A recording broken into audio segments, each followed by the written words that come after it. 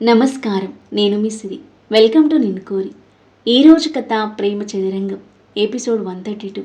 రచించిన వారు బృందా గారు. ఇక కథలోకి వెళ్తే, భర్త కటువైన మాటలు డైరెక్ట్గా భువనేశ్వరి గుండెను చీల్చుకుంటూ వెళ్ళాయి. తను చేసిన తప్పులకు అన్నాళ్లుగా మదనపడుతూ లోపల నలిగిపోతున్న, పైకి మాత్రం బింకంగా గంభీరంగా ఉన్న భువనేశ్వరి ఇంకా బింకంగా నటించలేకపోయింది. భర్తను గట్టిగా హత్తుకొని ఒక్కసారిగా బర్స్ట్ అయిపోయింది. ఒకంత షాక్ అవుతూ అలాగే ఉండిపోయాడు విష్ణువర్ధన్. ఎందుకండి అందరూ నన్ను శత్రువులా చూస్తున్నారు? ఎప్పుడు మమ్మీ మమ్మీ అంటూ నా చుట్టూ తిరిగి నా కొడుకు నన్ను పరాయిదానిలా చూస్తుంటే నేను భరించలేకపోతున్నానండి.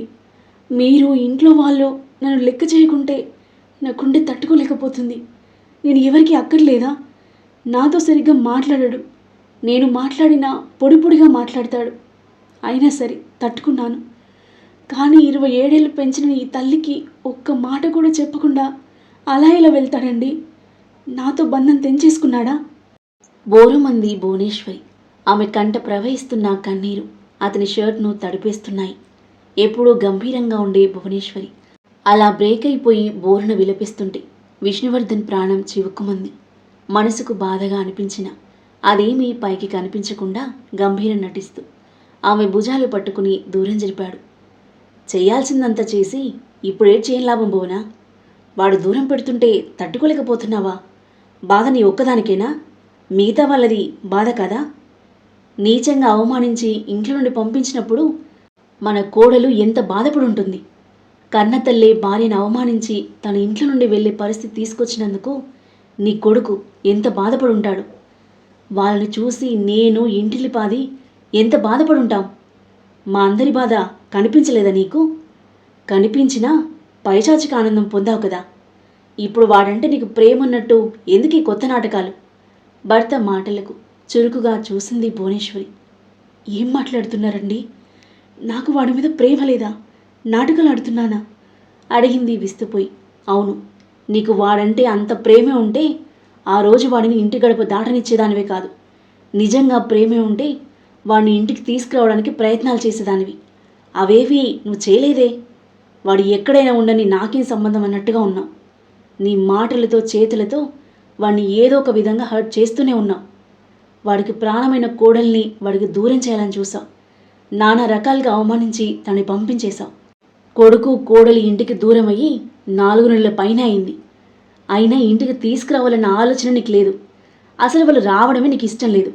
మళ్ళీ కొడుకు మీద ప్రేమ దోమ అని ఎందుకు నాటకాలు ఆడుతున్నావు భువన? అసలు దేన్ని చూసుకొని నీకింత గర్వం అహంకారం? భర్త నిక్కచ్చైన మాటలు ఆమె గుండెకు సూదుల్లా గుచ్చుతూ తన తప్పుని ఎత్తి చూపిస్తుంటే నోట మాట రాక బేలగా చూస్తుంది భువనేశ్వరి.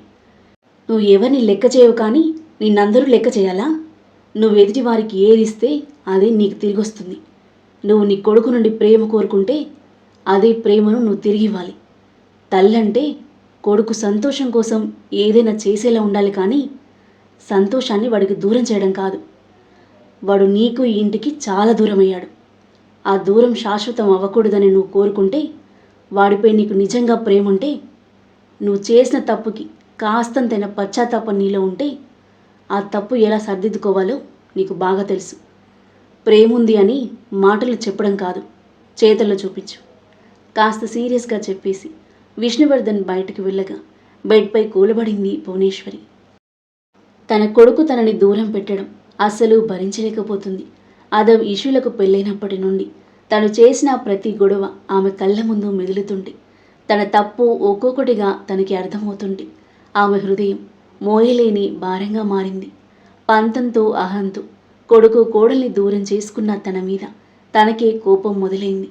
భర్త మాటలు ఆమె చెవుల్లో గింగరాలు తిరుగుతూ ఆమె మదిని ఉక్కిరిబిక్కిరి చేస్తుంటే, తలంతా గిరున తిరుగుతున్నట్టుగా అవుతుంటే 2 చేతులతో తల పట్టుకుంది. పశ్చాత్తాప భావం ఆమెను చుట్టుముట్టేయగా కళ్ళ నుండి కన్నీరు దారలుగా ప్రవహిస్తున్నాయి. తనలో ఇంకా మిగిలిన ఆ కాస్తంత గర్వం అహం అన్నీ ఆ కన్నీటి దారలో కరిగిపోయాయి. మనుషుల విలువ, బంధం దూరం అవుతుంటే, వాళ్ళు దూరం పెడుతుంటే అర్థమవుతుంది తనకు.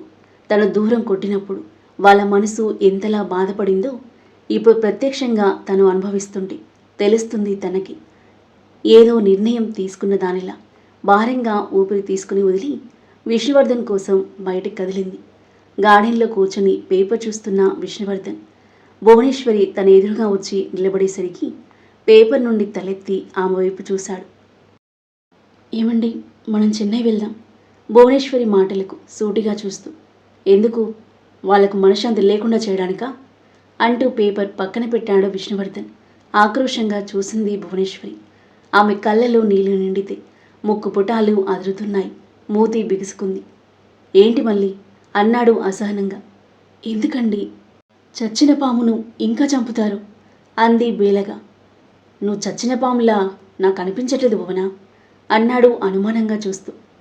అయితే నన్ను ఇప్పుడు చావమంటారా? అప్పుడే గదిలో నుండి లివింగ్ రూమ్కి వచ్చిన లక్ష్మీపార్వతి పద్మభూషణ్లకు ఆ మాటలు చెవిన పడి కంగారుగా గుమ్మం దగ్గరకొచ్చి వింటున్నారు. ఒప్పుకుంటాను, నేను తప్పు చేశాను. తప్పు కాదు, తప్పులు చేశాను. అప్పుడు అర్థం కాలేదు. కొడుకు మేనకోడల్ని కాకుండా సడన్గా ఎవరినో పెళ్లి చేసుకుని వచ్చేసరికి జీర్ణించుకోలేకపోయాను. కోపం ద్వేషం పెంచేసుకున్నాను. ఎలాగైనా తనని వాడికి దూరం చేసి అనుతో పెళ్లి చేయాలి అనుకున్నాను. ఆ ఒక్క తప్పుడు ఆలోచనే నన్ను అన్ని తప్పులకు ఉసుగొల్పిందండి. ఏం చేస్తున్నానో కనీసం ఆలోచించే పరిస్థితుల్లో లేనప్పుడు నేను అనుకున్నదే జరగాలని పంతంలో ఏదో దయ్యం పట్టినట్టు బిహేవ్ చేశాను. వాటి పరిణామం ఇప్పుడు అనుభవిస్తున్నాను. నా కన్న కొడుకు నన్ను పరాయిదానిలా చూస్తుంటే, అందరితో బాగా మాట్లాడే నా కోడలు నాతో మాట్లాడకుండా నన్ను ఏహ్యభావంతో చూస్తుంటే, కుటుంబం అంతా ఒకవైపు, నేను ఒక్కదాన్నే ఒకవైపు ఒంటరిగా ఉంటుంటే నేనేం కోల్పోయానో నాకు అర్థమవుతుందండి. ఇప్పుడు కాదు, ఏనాడో తెలిసింది. కానీ ఒప్పుకోవడానికి నాకు మనసు రాలేదు. నన్ను క్షమించండి. మళ్ళీ అందరూ నాతో ముందులా ఉండాలి. మన కుటుంబం ముందులా కలిసిమెలిసి సంతోషంగా ఉండాలి. దానికోసం నేను ఏమైనా చేస్తాను. భువనేశ్వరి మాటలకు షాక్తో కూడిన ఆశ్చర్యం విష్ణువర్ధన్తో పాటు అత్త మామలలో కూడా. విష్ణువర్ధన్ నమ్మలేనట్లుగా భార్య కళ్ళలోకి తీక్షణంగా చూశాడు. ఆమె కళ్ళలో కన్నీళ్లలో నిజాయితీ కనిపిస్తుంటే అతని మనసు అమితమైన సంతోషంతో నిండిపోయింది. భువనా, ఇదంతా నిజమేనా? లేచి నిల్చుంటూ అడిగాడు. ఇంకా అనుమానమా అండి? నన్ను చూస్తే తెలియట్లేదా? నా మాటలపై నమ్మకం లేకుంటే చెన్నై తీసుకెళ్ళండి. మీ కళ్ళతో మీరు చూద్దురు కానీ. మళ్ళీ ఏ ప్రళయం సృష్టిస్తావేంటి? చిరు కోపంగా చూసింది భువనేశ్వరి. నవ్వుతూ ఆమె భుజం చుట్టూ చేయి వేసి దగ్గరికి తీసుకున్నాడు విష్ణువర్ధన్. చాలా రోజుల తర్వాత భర్త ప్రేమగా దగ్గరికి తీసుకోవడం, ఇన్నాళ్లుగా ఆ ప్రేమానురాగాలను మిస్ అయినందుకు బాధ, ఇప్పుడు మళ్ళీ తిరిగి పొందినందుకు సంతోషం. మిక్స్డ్ ఎమోషన్స్ ఆమె గుండె నిండగా భావోద్వేగంతో అతన్ని గట్టిగా వాటేసుకుంది. నీలో మార్పుస్తే అందరికంటే ఎక్కువగా సంతోషించేది నేనే భువనా. నా కొడుకులిద్దరు రెండు కళ్ళు నాకు. ఎవరు దూరమైనా నేను తట్టుకోలేను. ఇప్పటికైనా నీ తప్పు తెలుసుకున్నా. చాలా సంతోషం. ఆమె నుదుటి నా ముద్దు పెట్టి చుట్టూ చేతులు వేసి హత్తుకుని నిశ్చింతగా ఊపిరి తీసుకున్నాడు.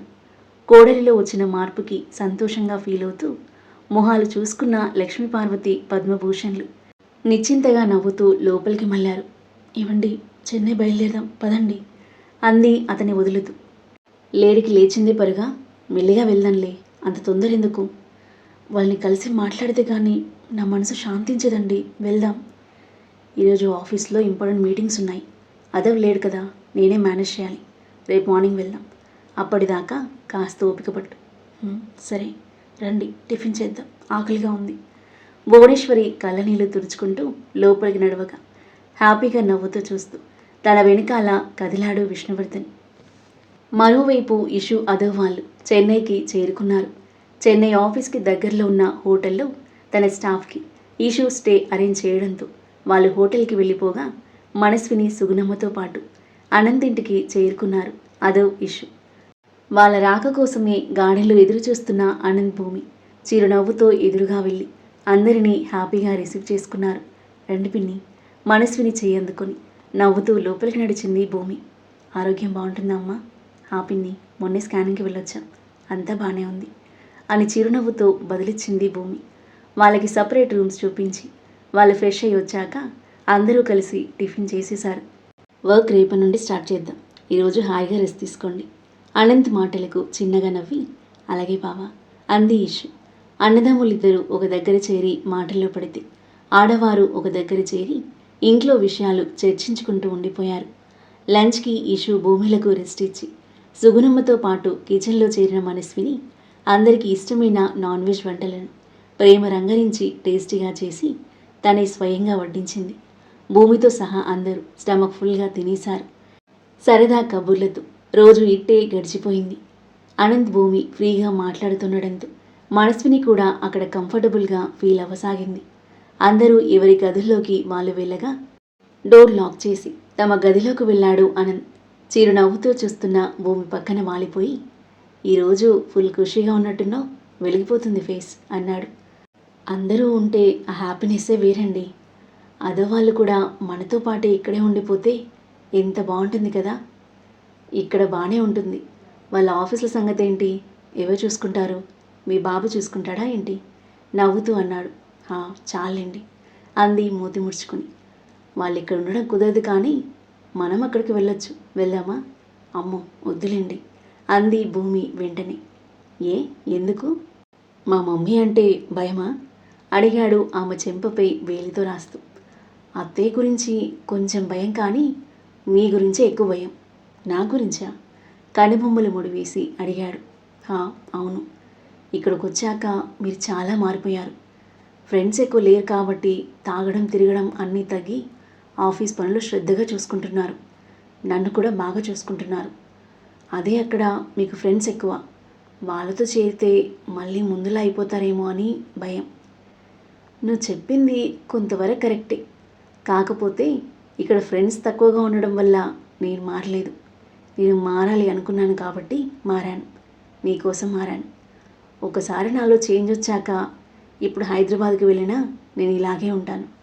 ఎందుకంటే నేను డిసైడ్ అయ్యాను కాబట్టి, ఆ డెసిషన్కి కట్టుబడి ఉంటాను కాబట్టి. అర్థమైందా అన్నాడు ఆమె పెదాలు పట్టి లాగుతూ. అర్థమైంది అంది ముద్దుగా నవ్వుతూ. ఏమర్థమైంది? మీరు నా కోసం మారారు అని. ఆ మార్పు అలాగే ఉంటుందని. అతని బుగ్గపై ముద్దు పెట్టి కౌగిలిలోకి చేరింది భూమి. చిన్నగా నవ్వుకున్నాను. నాకు కూడా ఇక్కడ అలవాటైపోయిందిలే. ఫ్యామిలీకి దూరంగా ఉన్నా ఏ గొడవలు లేకుండా నిశ్చింతగా ఉన్నాం అన్నాడు ఆమెను హత్తుకుంటూ. అవును, ఎప్పటికీ ఇలాగే ఉంటే చాలు, ఇంకేం అవసరం లేదు నాకు అని గారంగా అతని కౌగిలిలో గువ్వపిల్లలా ఒదిగిపోయింది భూమి. ఆ తర్వాత ఏం జరగబోతుంది? ఈ రెండు జంటల మధ్య చెన్నైలో ఇలాంటి సన్నివేశాలు చోటు చేసుకోబోతున్నాయి. భువనేశ్వరి చెన్నైకి వచ్చి కొడుకు కోడలు వియ్యపురాలితో ఏం మాట్లాడబోతుంది? తన మాటలకి వాళ్ళ రియాక్షన్ ఏంటి? ఈ ప్రేమ చదరంగం ఎలాంటి మలుపు తీసుకోబోతుంది? అద్భుతమైన కథనంతో ఊహకందని మలుపులతో మనసును హత్తుకునే సన్నివేశాలతో ఎంతో ఆసక్తిగా సాగి ఈ కథ యొక్క నెక్స్ట్ ఎపిసోడ్ కోసం మన నెక్స్ట్ వీడియో చూడండి. కథ నచ్చితే లైక్ చేయండి. ఈ కథపై మీ అభిప్రాయాన్ని తప్పకుండా కామెంట్ చేయండి. ఇంకా ఇలాంటి ఇంట్రెస్టింగ్ స్టోరీస్ కోసం మన ఛానల్ని సబ్స్క్రైబ్ చేయండి. Thank you for listening.